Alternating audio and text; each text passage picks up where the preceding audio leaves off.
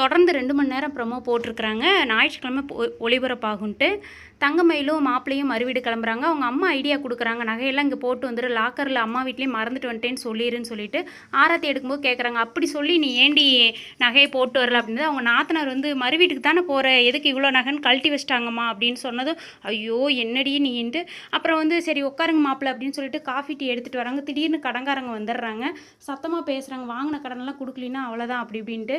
உடனே மாப்பிள்ளை கேட்குறாரு, என்னங்க பிரச்சனை சொல்லுங்கன்னதும், இல்லை கல்யாணத்துக்காக கொஞ்சம் கடன் வாங்கியிருந்தோம், அதை கொடுக்க முடியல அதான் கேட்குறாங்க அப்படின்னதும், தங்கமயில் நகையெல்லாம் பீரோவில் தானே இருக்குது, அதெல்லாம் அடமானம் வச்சு கொஞ்சம் செட்டில் பண்ணுங்கள், எங்களுக்கு ஒன்றும் பிரச்சனை இல்லை அப்படின்னு மாப்பிள்ளை சொல்கிறாரு.